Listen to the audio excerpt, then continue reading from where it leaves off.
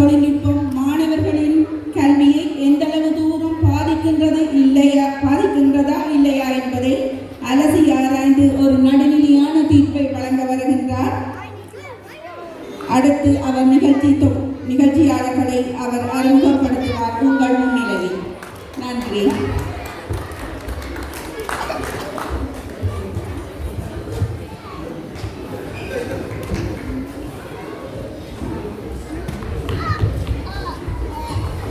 அனைத்திற்கும் முதலான இறைவனுக்கு தலைவணங்கி எண்ணெய் எழுத்தாக்கி எழுத்தை பொருளைய சொல்லாக்கி சொல்லை வரியாக்கி வரிகள் சேர்த்துகள் கவிதை செய்து என் நாவில் தவளவிட்ட என் தாய் தமிழை தலைவணங்கி இன்றைய பட்டிமன்ற விவாதத்தை ஆரம்பித்து வைக்கின்றேன்.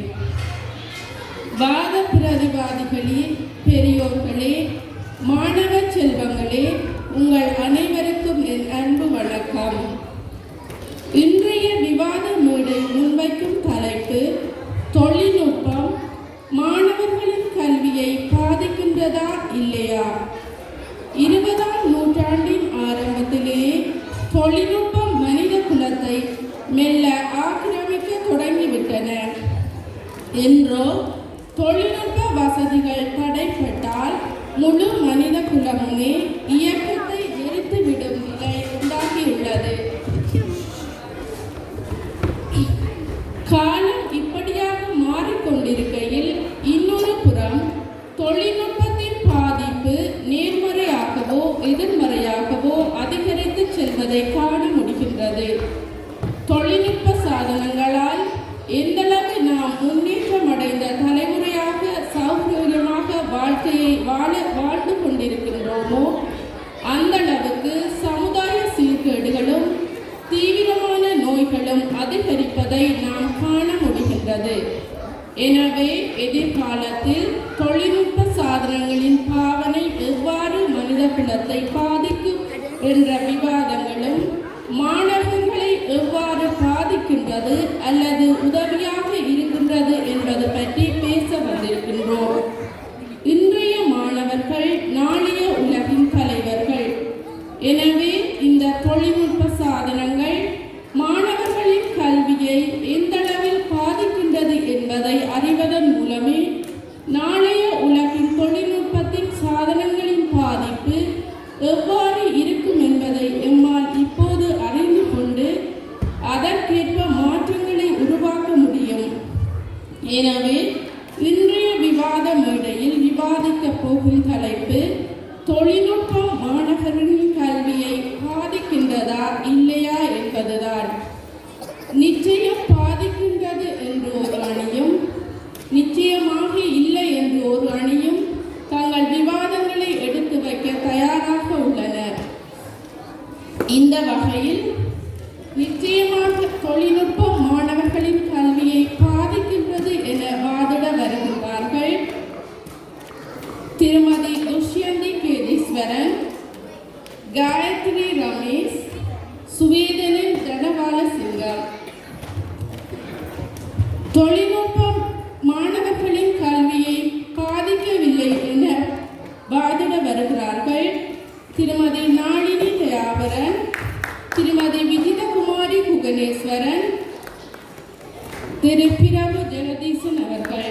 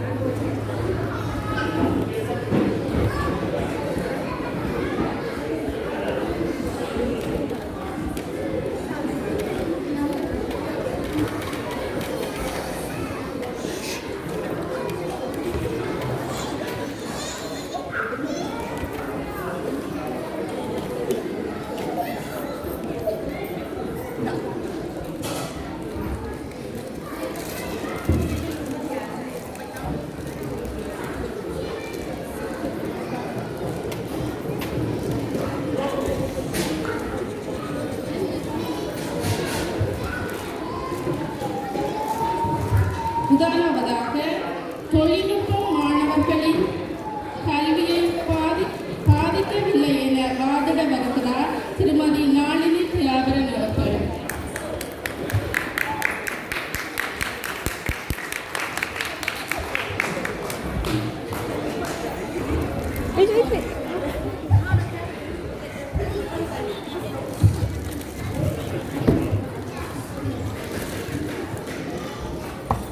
மணியை கொடுக்க மறந்து போறேன். சாரி.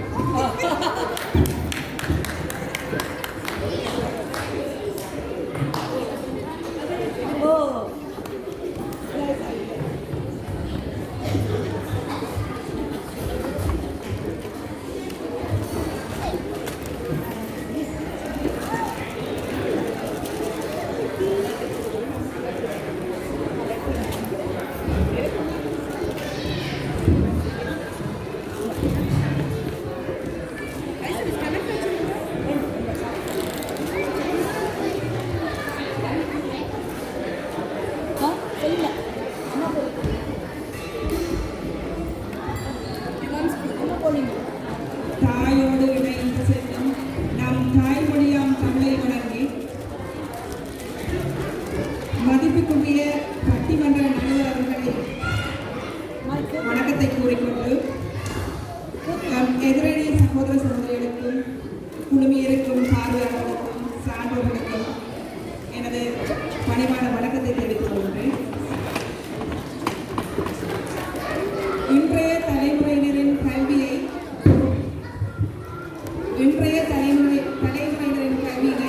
தொழில்நுட்பம் பாதிக்கவில்லை என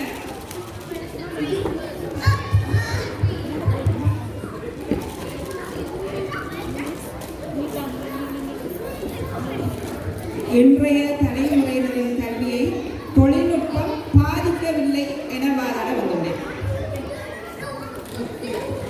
வானை அளப்போம், கடல் மீனை அளப்போம், சந்திர மண்டலத்தில் கண்டுகளிப்போம் என்று அன்றே பாரதியார் கவிபாடி தொழில்நுட்பத்துக்கு வித்திட்டு சென்றார். அவர் கண்ட கனவு என்று நினைவாகத்தான் இருக்கிறது. தொழில்நுட்பத்தில் இன்றைய தொழில்நுட்பம் வந்து இன்றைய மாணவர்களுடைய கல்வியை பாதிக்கவில்லை என்பதுதான் தலைப்பு. நான் வகுப்பறைகளிலே செல்கிறேன். பாடசாலைக்கு போகணும், மாணவர்கள் போக்குவரத்து எடுத்தாலும் சரி, நேரத்தை எடுத்தாலும் சரி, கலைப்பில்லாமல் போய் சேர வேண்டும். வகுப்பறைகளில் பார்த்தோம்னு சொன்னால் நாங்கள் அந்த நாள் வகுப்பறைகள், அதாவது நாங்கள் நேற்றைய பள்ளிக்கூடத்தில் படிச்சிருந்தோம். மின்சாரம் பிரச்சனையாக இருந்தது, போக்குவரத்து பிரச்சனையாக இருந்தது, லேபரட்டரி எக்ஸ்பெரிமெண்ட் செய்கிறா அது பிரச்சனையாக இருந்தது. ஆரம்ப காலத்தில் வந்து சோக் பாவனையில் இருந்தது. ஆனால் இப்போ வந்து டிஜிட்டலில் வந்து ஸ்கூல் கிளாஸ் ரூம்ஸ் இருக்குது, ப்ரொஜெக்டர்ஸ் இருக்குது, தெளிவான விளக்கங்கள் இருக்குது. இவையெல்லாம் மாணவர்களுக்கு மிகப்பெரிய வரப்பிரசாதனையுடைய அது அவர்களை பாதிக்கும் என்று எவ்வாறு கூற முடியும் என்று எனக்கு தெரியவில்லை. உதாரணத்துக்கு சொன்னால், நாங்கள் படிக்கிற காலத்தில் வந்து இந்த பயாலஜியில் இளையமணி பச்சையமணி என்ற 2 விஷயம் இருக்குது. அதோட ஸ்ட்ரக்சரை பார்த்தா ரெண்டுமே ஒரே மாதிரி தான் இருக்கும். அவங்க என்ன செய்வாங்கன்னா மனப்பாட கல்வியை தான் எங்களுக்கு தந்திருந்தாங்களே ஒழிய விஷுவலைசேஷன் இல்லை. மனப்பாடமாக படமாக்கி கொண்டு போகிறது. ஒரு 2 பச்சையமணியும் இளையமணியும் ஒரே வடிவமாக இருக்கும். படத்தை கீறி போட்டாச்சு. போய் எக்ஸாமில் போய் பார்த்தா எலக்ட்ரான் மைக்ரோஸ்கோபிக் பிக்சர் வந்து வந்திருக்கும். அதை பார்த்து கண்டுபிடிக்க இயலாது. அது ஸ்கேன் வர ஒரு வியர்டாக இருக்கும், பார்க்க முடியாது, தெளிவாக இருக்காது. அந்த ஸ்கேனை பார்த்து கீழே உள்ள வேண்டிக்கு பிழையாக இருந்தால் கீழே உள்ள 4 பிழையாகவே போயிடும். அப்போ விஷுவலைசேஷன் இல்லை. தொழில்நுட்பத்தால் தான் அந்த விஷுவலைசேஷனை கொடுக்க முடியும். மனப்பாட கல்வியை தான் நாங்கள் மாணவர்களுக்கு கொடுத்து கொண்டிருந்தோம். தொழில்நுட்பம் எங்களுக்கு ஏராளமான நன்மைகளை மாணவர்களுக்கு செய்து கொண்டிருக்கிறது. தெரியும் உங்களுக்கு, கொரோனா பெருந்தொற்று காலத்தில் வந்து உலகமே முடக்கப்பட்டிருந்த நிலையில் வாழ்வா சாவா பிள்ளைகள கல்வி போது தொழில் என்ன செய்கிறது என்ற இந்த நிலையில் இந்த நவீன தொழில்நுட்பம் தான்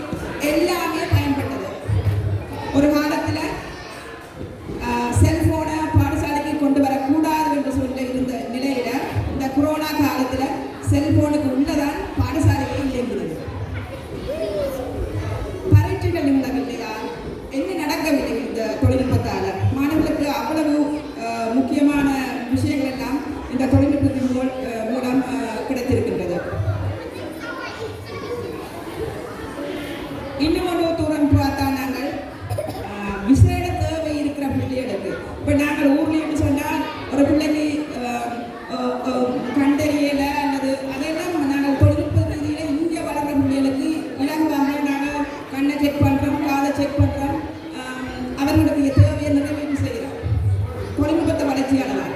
ஆனால் ஊரில் பார்த்தீங்கன்னு சொன்னால் பிள்ளை சரியாக படிக்கலைன்னா மொக்கு என்ற பக்கத்தில் அப்படியே பின்னால் தூக்கி விட்டுருவாரு.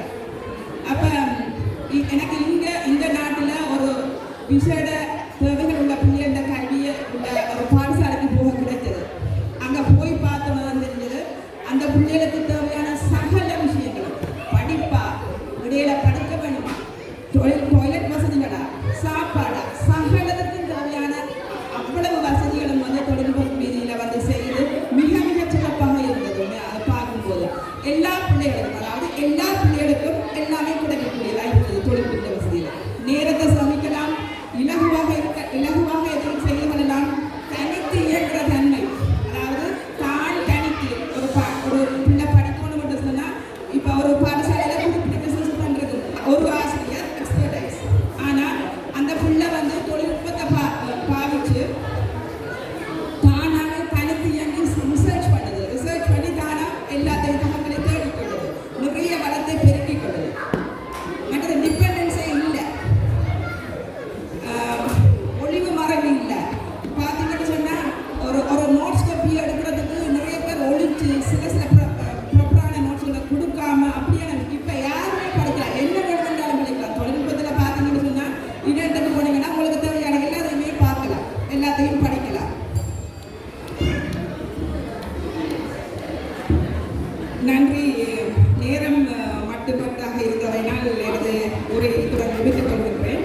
நன்றி.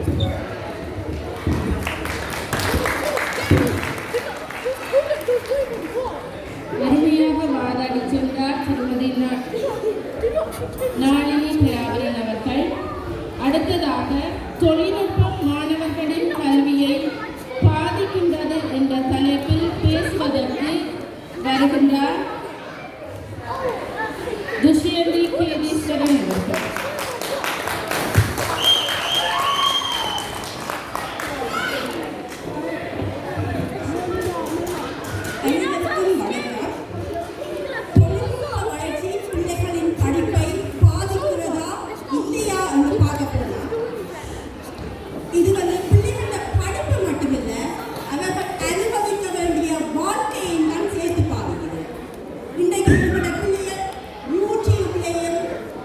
சோஷியல்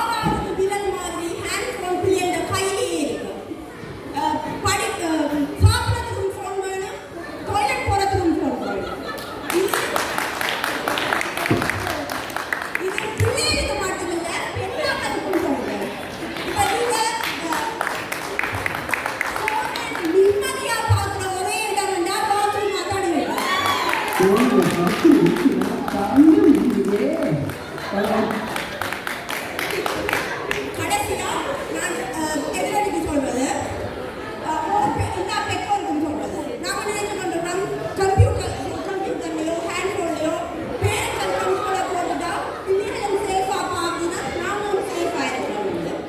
ஆனா இப்ப ஏஐ வந்தா பிறகு அது வந்து நீங்க ரெஸ்ட்ரிக்ட் பண்ணி வச்சிருக்கிற அடல்ட் கண்டென்ட்டை அதை பார்க்க விட சரியான கமாண்டை கொடுத்தா அது வந்து பிள்ளைகளுக்கு கேட்குற எல்லாத்தையுமே கொடுக்கும்.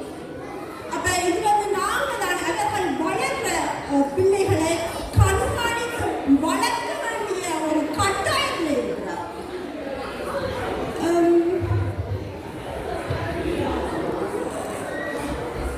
ஓகே, நான் இப்போதே நேரம் முடிகிறது நினைக்கிறேன். ஏஐ பற்றி கலைக்கிறதுக்கு இந்த அடுத்த மெம்பர் நன்றி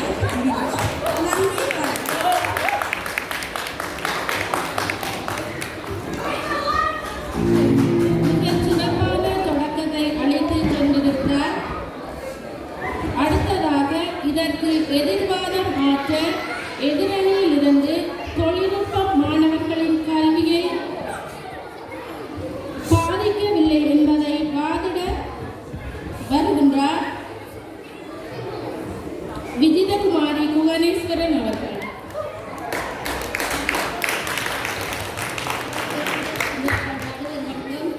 இங்கு கூடியிருக்க எல்லோருக்கும் எனது முதற்கண் வணக்கத்தை தெரிவித்துக் கொண்டு எனது எதிர்கட்சி தலைவர் சொன்னார், தொழில்நுட்பம் பாதிப்பது சரியான பாதிப்பென்று. ஆனால் இப்பொழுது நீங்கள் அன்பூடாகவே பார்த்துக்கிட்டீர்கள். தன் போன் எழுதுகிறார். நாங்கள் எல்லாம் ஆனால்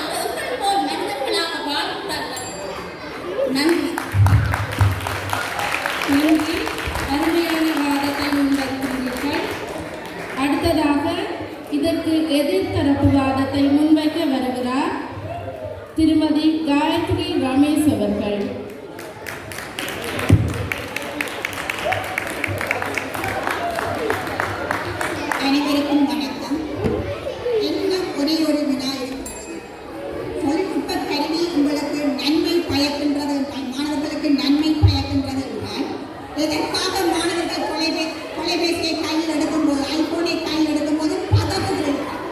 அம்மாவும் அப்பாவும் புத்தாட்டம் போடலாம் தானே. என்னுடைய இளைஞர் கூறுகிறார்கள், செம்பிலே நிறைய பால் வைத்திருக்கிறோம், மாணவர்களுக்கு பெருக கொடுக்க போகிறோம், அதில் ஒரு துளி விஷம் கலந்திருக்கிறோம். நான் கூறுகிறேன், அந்த ஒரு துளி விஷம் கலந்தபடியால் பாலை குடிக்க முடியாது என்று கூறுகிறேன். அதை புரிந்து கொள்ள வேண்டும். இன்னும் ஒரு கருத்து இருக்கிறது. இந்த ஒன்றில் விளையாடும் போது, ஒன்றில் கேம் விளையாடும் போது மாணவர்கள் கொலை செய்வது போன்று கேம்கள் விளையாடுகிறார்கள். இது எதிர்காலத்தில் அவர்கள் சைக்கோவாக மாறும் அபாயம் இருக்கிறது. நிறைய விடயங்களை அவர்கள் தப்பாக புரிந்து கொள்கிறார்கள். இது சமூக விரோதியாக மாறுவதற்கு வாய்ப்பு இருக்கிறது. மாணவர்கள் பொய்யான செய்திகளை உண்மை என்று நம்புகிறார்கள். இதெல்லாம் எதிர்காலத்தில் நிறைய பாதிப்புகளை உருவாக்க வாய்ப்பு இருக்கிறது. மாணவர்களின் கவனத்தை சீர்குலைக்கின்றது. மாணவர்களின் தனி உரிமை பாதிக்கப்படுகிறது. இவற்றை கருத்தில் கொண்டு எமது எதிரணிகளுக்கு அந்த தன்மை தெரியும். அதில் இருக்கிற பாதிப்புகள் என்பது எனக்கு தெரியும். அவரை நாளினி கூறினார். நாளினி ஒரு நாள் என்னிடம் கூறினார், தனது வீட்டிலே தனது பிள்ளைகள் கணவனில் கல்வி சார்ந்த விடயங்களை போட்டிருக்கார்கள். எனக்கு பார்க்கும்போது ஆனந்தமாக இருக்கும் என்று. ஒரு நாள் திடீரென்று ரூமுக்குள்ள போயிருக்கிறார். பிள்ளை ஐபோனை பிளவுக்குள்ளே உழைத்திருக்கிறது. அப்ப இவ கணவனின் ஸ்கிரீனில் தான் என்ன செய்திருக்கிறது, அந்த கல்விசா விடயங்களை போட்டிருக்கிறது. எனக்கு மகிழ்ச்சி தரக்கூடிய விடயங்களை அது ஐபோனில் தான் பார்த்துக் கொண்டிருக்கிறது. அதை நாளினி தன் சகோதரி நாளினிக்கு அது தெரிய வேண்டும்.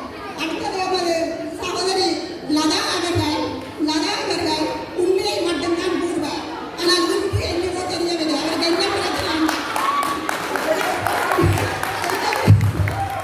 அவருக்கு என்ன பிரச்சனை என்றால், அவருக்கு இருப்பவர்கள் கூறியிருக்கிறார்கள், அடித்து கேட்டாலும் உண்மையை கூறக்கூடாது.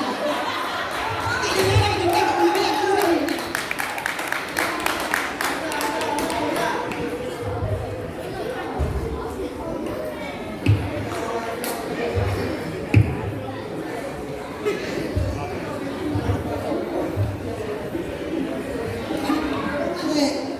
பிறகு சகோதரன் பிறகு கூறுகிறார், தனது பிள்ளைகள் போனை பார்க்கும்போது தனக்கு நெஞ்சடைக்கிற மாதிரி துக்கம் வருகிறது.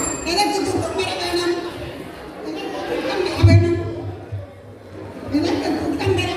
சந்தோஷத்துல புத்தாட்டம் போட வேணும். ஏன்னா அதான் நன்மை அடைகிறது என்று சொன்னால் இந்த புத்தாட்டம் தான் போட வேண்டும். துக்கம் வரக்கூடாது.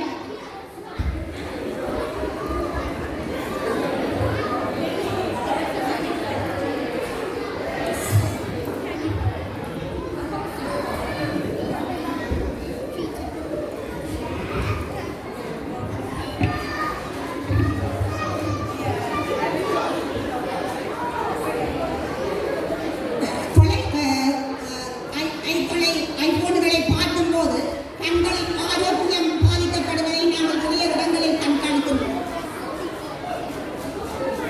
போனை பார்க்கும்போது பெற்றோர்கள் கவனமாக பிள்ளைகளை கவனிக்க வேண்டிய சூழ்நிலை இருக்கின்றது. ஒவ்வொரு நிமிடமும் அவர்கள் பதறிக்கொண்டுதான் இருக்க வேண்டிய ஒரு சூழ்நிலை இருக்கின்றது. மாணவர்களை நடத்துவதற்கு கூட இந்த தொழில்நுட்பங்கள் பயன்படுத்தப்படுகின்றது. அது அனைவருக்கும் தெரியும். அதனால் மாணவர்களும் விழிப்போடு இந்த தொழில்நுட்பங்களை பயன்படுத்த வேண்டும்.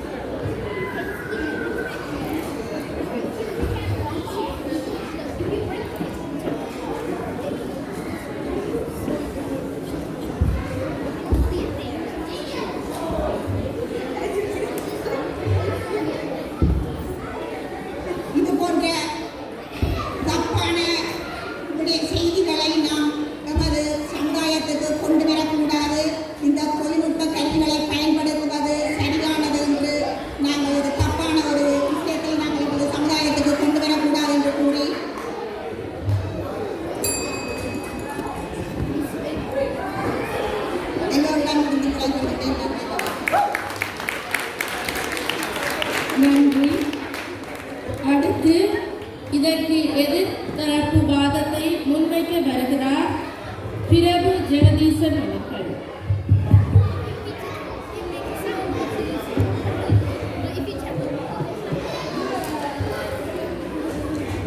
தமிழுக்கு நன்றி, தமிழ் சொந்தங்களுக்கு நன்றி, வாய்ப்பளித்த சோதனைகளின் நன்றி. தொழில்நுட்ப காலத்தில் வாழ்ந்து தொழில்நுட்பம் பயின்று தொழில்நுட்பத்தின் வேலையும் செய்து தொழில்நுட்பம் கூடாது என்று சொன்ன எதிர்க்கும் பாதகம் உங்களுக்கும் நன்றி. இப்போது பொதுவாக எடுத்துட்டோம் அப்படின்னா ஒரு ஸ்கூல் டெக்னாலஜி இல்லாமல் இருக்கா, ஒரு காலேஜ் டெக்னாலஜி இல்லாமல் இருக்கா, படிப்பு என்ன டெக்னாலஜின்னு கேட்குறேன். டெக்னாலஜி இல்லாமல் எதுவுமே கிடையாது.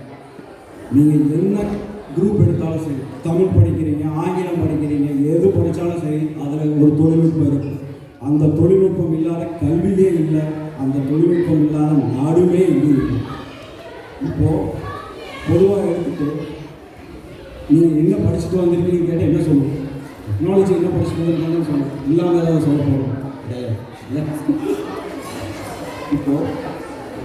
இப்போ என் பையனுக்கு மொபைலை பற்றி நிறைய பேர் பேசுகிறாங்க. என் பையனுக்கு தான் மொபைல் கொடுத்துருக்கேன். அவன் டெய்லி மொபைலில் தான் பார்க்குறான். என்ன பார்க்குறான், ஏது பார்க்குறாங்கிறது பேரண்டல் கண்ட்ரோலில் இருக்குது.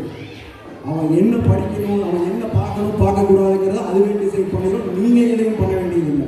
நீங்கள் தைரியமாக மொபைலை கொடுக்கலாம். உங்களுக்கு டெக்னாலஜி தெரியல, உங்கள் குழந்தைகளை எது பார்க்கணுங்கிறதுக்கோசரம் குழந்தைகளுக்கு டெக்னாலஜி கற்றுக் கொடுக்காமல் இருக்கிறது பெரிய தப்பு. நீங்கள் மூளையில் பிரச்சனையை வச்சுட்டு முதுகு அமுத்திட்டு இருந்தீங்கன்னா என்றைக்கும் தெரிய போகிறதில்ல. அது உங்கள் பிரச்சனை. இன்னொன்று, நிறையா பேர் படிக்காதுன்னு சொல்லுவாங்க, அவங்க குழந்தைய கான்வென்ட்ல படிக்க வைப்பாங்க. உங்கள் குழந்தைகளுக்கு டெக்னாலஜி சொல்லித் தராதுன்னு சொல்லுவாங்க, அவங்க குழந்தைகளுக்கு கண்டிப்பாக டெக்னாலஜி சொல்லி கொடுத்துருப்பாங்க.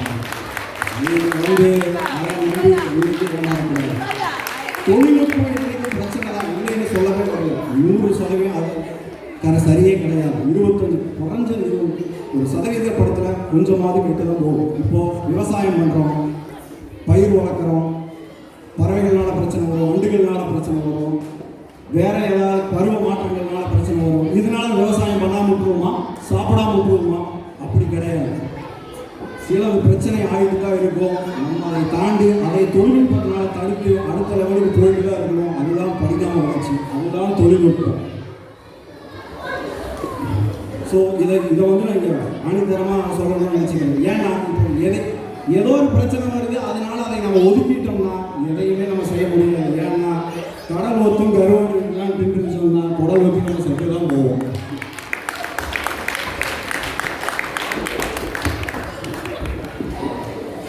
அடுத்ததாக எடுத்துட்டோம் அப்படின்னா நிறையா சொன்னாங்க. மார்க் ஷூகர், ஜெஃப் பெசோஸ், அதுக்கப்புறம் பில் கேட்ஸ், அவங்க குழந்தைகளுக்கெல்லாம் வந்து மொபைல் கொடுக்கறது இல்லை, அவங்க ஃபேஸ்புக்கில் இல்லை, அவங்க அதில் இல்லை. அது எல்லாமே தப்பு. அவங்க வந்து டெக்னாலஜியை அடுத்த லெவலுக்கு என்ன கொண்டு போகணுமோ அதை படிச்சுக்கிட்டு இருக்காங்க. இது இந்த டெக்னாலஜி, நாளைக்கு அவங்க என்ன பண்ணுறாங்களோ அதுதான் அடுத்த டெக்னாலஜியை தவிர இது கிடையாது. ஸோ ஒரு சின்னதாக சுருக்கமாக சொல்லி முடிக்கணும் அப்படின்னா, ஒரு காலத்தில் ஆர்கூட் இருந்துச்சு, இப்போ பார்த்தீங்கன்னா ஃபேஸ்புக் வந்துச்சு, இப்போ அதையும் தாண்டி இன்ஸ்டாகிராம் இருக்குது, அதையும் தாண்டி எக்ஸ் இருக்குது. இப்போ ஏதோ அந்த மாதிரி போயிட்டுருக்கோம். இதுதான் ஒரு உலகத்தோட நிதர்சனம். அடுத்தது பெருசாக என்ன ஒரு ப்ராப்ளம் இருக்குது அப்படின்னா, டெக்னாலஜி இல்லாமல் எதுவுமே உலகம் நகர்ந்துறாரு. மனுஷன் வந்து ஃபஸ்ட்டு ஸ்டெப்லேருந்து அடுத்த ஸ்டெப்புக்கு போனதே ஒரு டெக்னாலஜி தான். அவன் தீயை கண்டுபிடிச்சதே ஒரு டெக்னாலஜி தான். வேட்டையாட கண்டுபிடிச்சி சாப்பிடணும் அப்படிங்கிறத கண்டுபிடிச்சதே ஒரு டெக்னாலஜி. ஒவ்வொன்றுக்கும் டெக்னாலஜி தான். தொழில்நுட்பம் இல்லாமல் இந்த உலகமே இல்லை என்று கூறி வாய்ப்பு தலைவருக்கு நன்றி பாராட்டி வருகிறேன். நன்றி.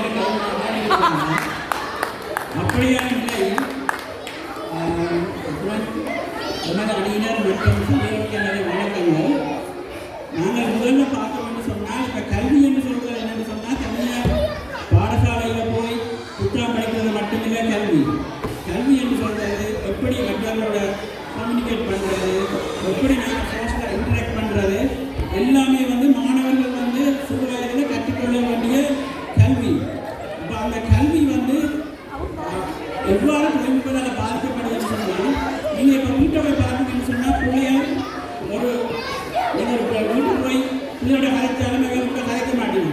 ஃபோனை வச்சுக்கிட்டு இருக்கணும், இல்லாட்டி கம்ப்யூட்டர் இருக்கணும், காயன்னு சொல்லி போட்டு போகணும். சரிதானே? அதுக்கு என்ன காரணம்? இந்த தொழில்நுட்பம். அதனால வந்து அவங்க ஐசோலேட்டாக இருக்க போகிறாங்க.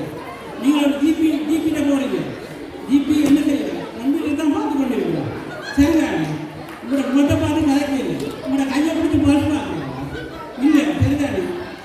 மீட்டரை கூட வந்து கனெக்ட் பண்ணி முடியணும், பல்ஸ் ஜிபியை பார்க்கணும். இந்த கம்ப்யூட்டரை பார்த்து மருந்து இல்லை, என்ன மருந்துன்னு சும்மா சொன்னாலும் தெரியும். அது கம்ப்யூட்டரில் பார்த்தா தான் எனக்கு தெரியும். சரிதானே? அப்படி கேட்க இந்த தொழில்நுட்பம் வந்து என்ன செய்யறதுன்னு சொன்னால் மக்கள் நம்ம மூளையை வந்து மனம் கடிக்குது. அவரால் வந்து சிந்திக்கிற ஆற்றலை வந்து மனம் கடிக்கிறதால வந்து உண்மையில அறிவுன்னு சொல்றது வந்து டெக்னாலஜி.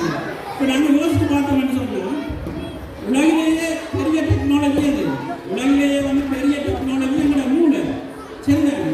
ஒரு மூளை வந்து ஒரு யாகு டேட்டா பேஸ் அளவுக்கு இன்ஃபர்மேஷன் வச்சிருக்கிறதா ஒவ்வொரு மூளை. சரிதானே? அதோட ஒப்பிட்டு பார்க்க இந்த சின்ன ஃபோனில் இருக்கிற சின்ன சின்ன இன்ஃபர்மேஷன் எல்லாம் ஒரு கொஞ்சம் இன்ஃபர்மேஷன் தான் வந்து வச்சிருக்கிறோம். அப்போ நாங்கள் மூளையை வந்து நாங்கள் சரியாக பாவிக்காததால தான் நாங்கள் வந்து என்ன செய்கிறோம்னு சொன்னால் இந்த டெக்னாலஜியை நம்பி போகிறோம். இப்போ உதாரணத்துக்கு நீங்கள் பார்த்தீங்கன்னு சொன்னால் சூரிய வெளிச்சத்துனால சந்திரன் வந்து காணாமல் போயிடும். சரிதானே? ஆனால் அதே சந்திரன் இதை விட பிரகாசமாக இருக்கும்.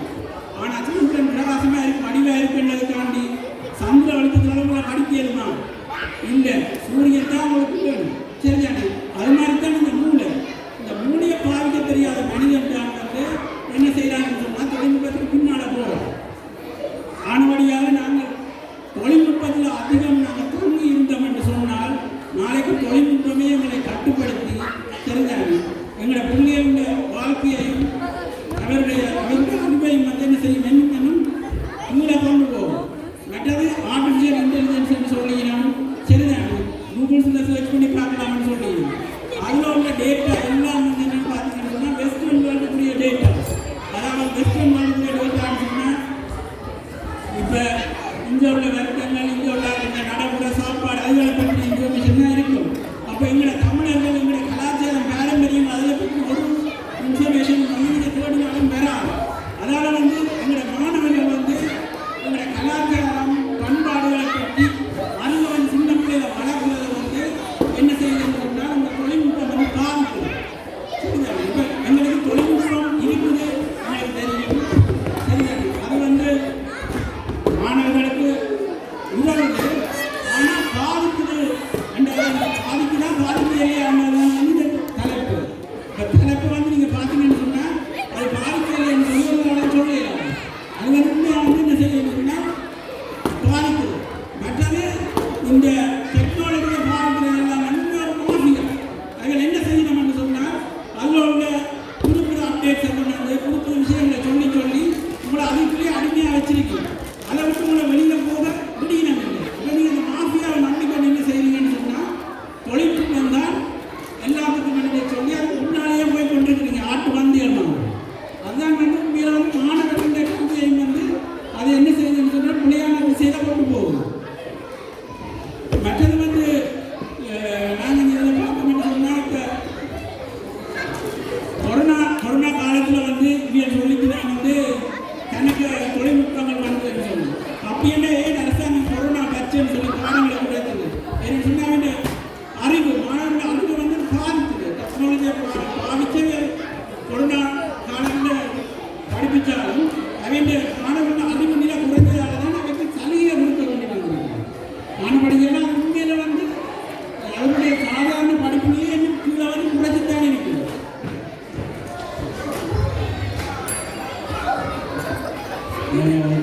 டைம் முடிஞ்சது. தேங்க்யூ.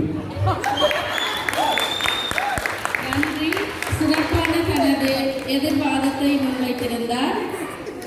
இரு அணிகளும் தம் வாத பிரதிவாதங்களை நிறைவு செய்த வேளையில் இப்போது தொகுப்புரைக்கான நேரம்.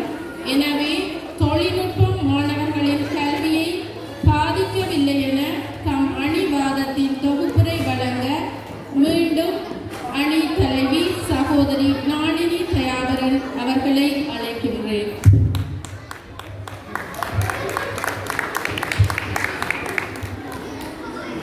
தொழில்நுட்பம் என்றா எங்களோட எதிரணி தலைவருக்கு ஒன்லி ஃபோன் மட்டும்தான் தொழில்நுட்பம்.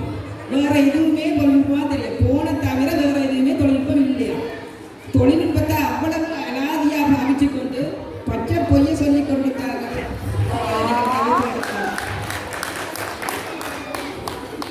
ஃபோனை நீங்கள் பாவிக்க கொடுக்குறீங்க பிள்ளைகளுக்கு. சரி, நீங்கள் என்ன செய்ய போகிறீங்க? ஃபோனை வச்சு நீங்கள் சொல்லிக் கொடுக்கலாமே. பிள்ளை பேரண்ட் கண்ட்ரோல் இருக்கு, நீங்கள் கண்ட்ரோல் பண்ணலாம். அல்லது இந்தளவு நேரத்துக்கு நீ பாவிச்சு முடி, அதுக்கு மேலே பாவிக்காத, நீங்கள் அதை சொல்லிக் கொடுக்கலாமே. நீங்கள் என்னத்துக்கு இருக்கிறீங்க?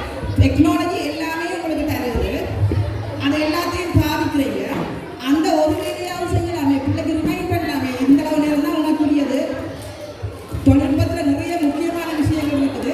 இதோட நீங்கள் உங்களுக்கு சொல்லிக் கொடுக்கலாம் தானே. ஏன் சொல்லிக் கொடுக்கல? அது எல்லாத்தையுமே சொல்லிக் கொடுக்கணும்னு யோசிக்கிறீங்க. இதையும் சொல்லிக் கொடுக்கலாம் தானே.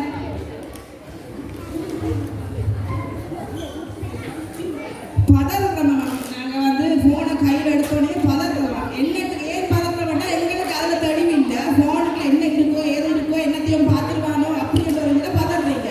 உங்களுக்கு அதில் தெளிவான அறிவு இல்லை, அதால பதறுறீங்க. அவ்வளவுதான்.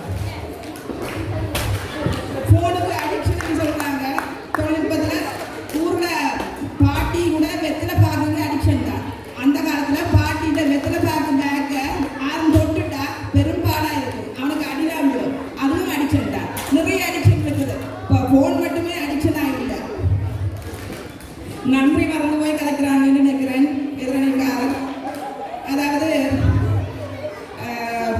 டாக்டர் சொன்னார், ஓகே உங்களுக்கு கையில் கத்தி தந்துருக்குது. நீங்கள் அந்த கத்தியை, கூறான கத்தியை மருத்துவத்துக்கு பாவிக்க போறீங்களா, அல்லது அதாவது சத்திர சிகிச்சை செய்யறதுக்கு பாவிக்க போறீங்களா, அல்லது இந்த நோயாளியோட கழுத்தை அறுக்கிறதுக்கு பாவிக்க போறீங்களா, அல்லது உங்களோட கையில் தான் இருக்குது. அதை நீங்கள் தான் டிசைட் பண்ணணும். அந்த கத்தியை எப்படி பாவிக்க போறீங்கிறது. தொழில்நுட்பம் என்பது ஒரு ரிசோர்ஸ், உண்மையாக ஒரு வளம், ஒரு மிகப்பெரிய வளம். அந்த வளத்தை எங்களுக்கு அதாவது மூளையை பற்றி சொல்லியிருந்தாங்க. மூளை மணுங்குது. மூளை நல்லா பாவிச்சபடியாக தான் தொழில்நுட்பமே வந்தது. தொழில்நுட்பத்தை கண்டு நாங்கள் தொழில்நுட்பத்தை மேலும் மேலும் வளர்ந்து கொண்டு போகிறோம்னு சொன்னால் மூளையை பாவிக்கிறோம். ஸோ எல்லா பிள்ளைகளும் மாணவர்களும் மூளையை நிறையவே பாவிக்கிறாங்க. பாவிக்கிறபடியாக தான் தொழில்நுட்பமே வளர்ச்சி அடையுது. தொழில்நுட்பத்துக்கு ஒரு கட்டாயம் இருக்கிறது. நாங்கள் தொழில்நுட்பத்துக்கு பின்னாலே போகிறோம் என்றால் எங்களுக்கு ஒரு தேவை இருக்கிறது. நிச்சயமாக தேவை இருக்கின்றது. அதனால் தொழில்நுட்பம் நமக்கு தேவை. நாங்கள் எங்களது பிள்ளைகளை தொழில்நுட்பத்தின் பழக்கி நாங்கள் அந்த அதுக்குரிய செயல்பாடுகளை சரியாக செய்து கொண்டு போக வேண்டும். அதான் எதற்கு பாதிக்க போகின்றோம் என்பதுதான் முக்கியமான விஷயம். உங்களுக்கு தெரியும், ஜப்பானில் அவர்கள் அணுகுண்டு போட்ட பிறகும் அந்த குழந்தைகள பாடசாலையில் தொழில்நுட்பத்தை கையில் எடுத்தபடியாக தான் அவர்கள் முன்னேற்றம் இப்போ வளர்ச்சி பெற்ற ஒரு நாடாக இருக்கிறார்கள் என்றால் தொழில்நுட்பம் தான் மிகவும் முக்கியமானது. எனவே தொழில்நுட்பத்தால் பாதிப்பு இல்லை என அடிக்கோட்டுட்டு சொல்லி என் உரையை முடிக்கின்றேன். இன்னமும் மனிதர்களுக்கான மனிதத்துவம் இருக்கின்றது நம்மிடையே. அதை சொல்லிக் கொடுப்போம். தொழில்நுட்பத்தையும் பாவிப்போம். இன்றும் மனிதத்துவத்துடன் இருக்கின்றோம். நன்றி, வணக்கம். சிறப்பான தனது தொகுப்புரையை வழங்கி சென்ற திருமதி நாளினி ஹெராபரன் அவர்களுக்கு நன்றி. அடுத்ததாக தொழில்நுட்பம் மாணவர்களின் கல்வியை பாதிக்கின்றது என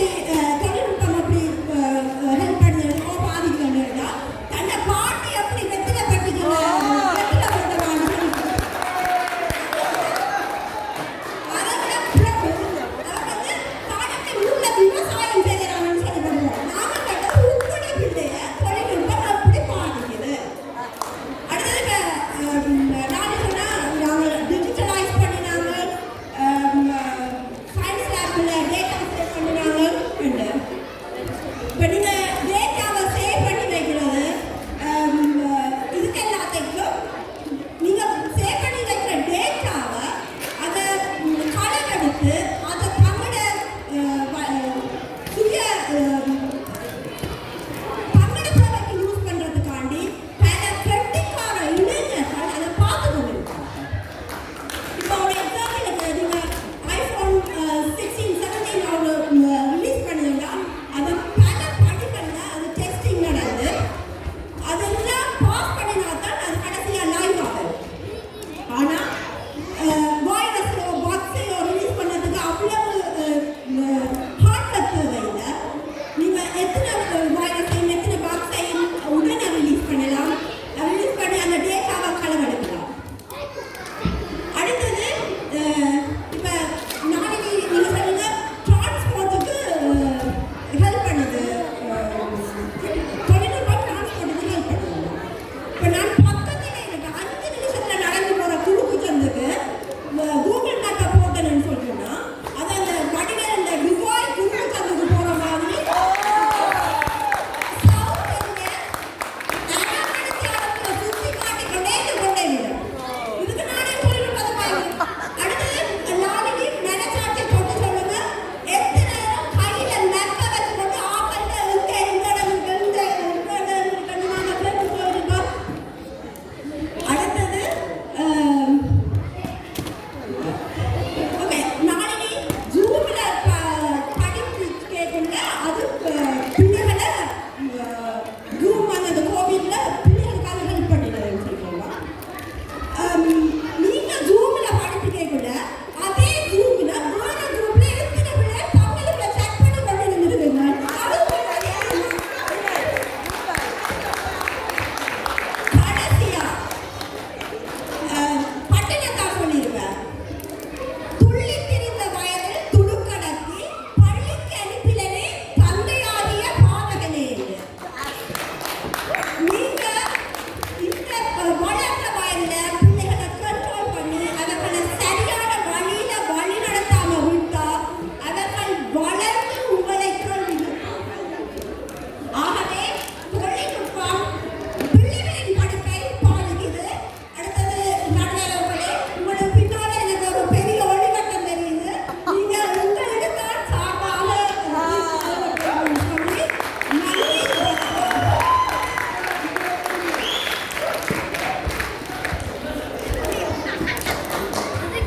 நன்றி துஷ்யந்த் கேதீஸ்வரன் அவர்கள் மிக சிறப்பான தம் தரப்பு வாதங்களை எடுத்து வைத்திருந்தனர்.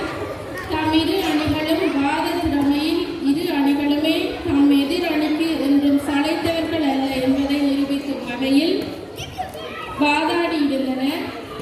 தலைப்பை பற்றி இரு அணியும் நேராகவும் எதிராகவும் எடுத்து வைத்த கருத்துக்கள் எனக்கு மிகவும் பிரமிப்பாகவே இருந்தன.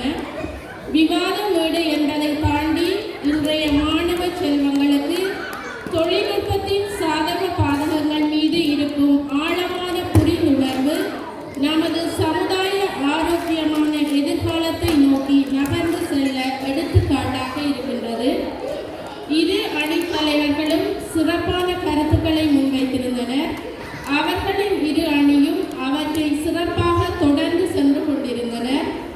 தொழில்நுட்பம் மாணவர்களின் கல்வியை பாதிக்கின்றது இல்லை என இரு சாராரின் வாதங்களை பார்க்கும்போது தொழில்நுட்பத்தை நாம் சரியான முறையில் பாவிக்கும் போது